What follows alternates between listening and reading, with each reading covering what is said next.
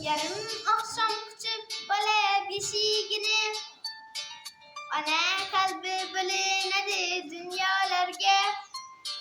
Farishtalar açing cennet eshigini, ta tonggacha alla aytgan onalarga. Onalarni ranjitganni bag'rin tiling, tuni sizdek bedor o'tgan qadrin biling. Qadni bukib poyin o'pib ta'zim qiling, ta tonggacha alla aytgan onalarga.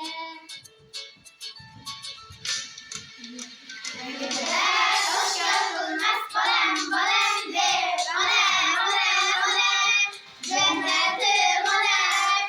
G'am ko'rmasin dengiz bolam, boringizga shukr onam onam onam. Yurakda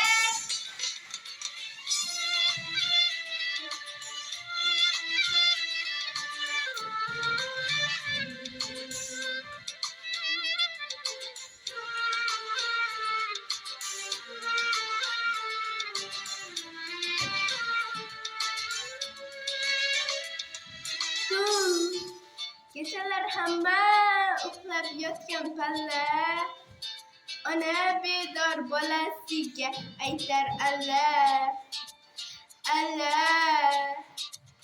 alla.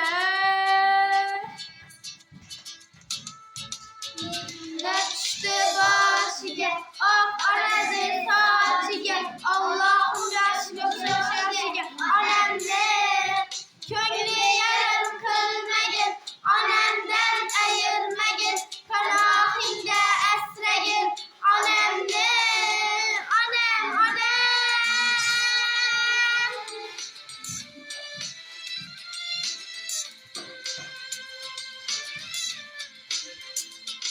Onam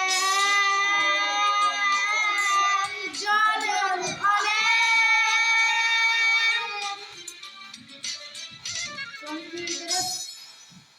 Jon kuydirib oqizitdim qoningizni, xizmatida o'tkazinglar har oningizni, qo'llariga tutqazinglar joningizni, to tonggacha alla aytgan onalarga.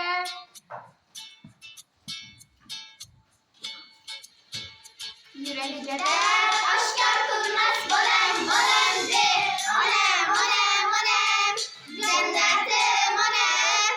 G'am ko'rmasin dengiz bolam, boringizga shukr onam onam onam. Yuragida oshkor qilmas bolam bolam deb, onam onam onam, jannatim onam.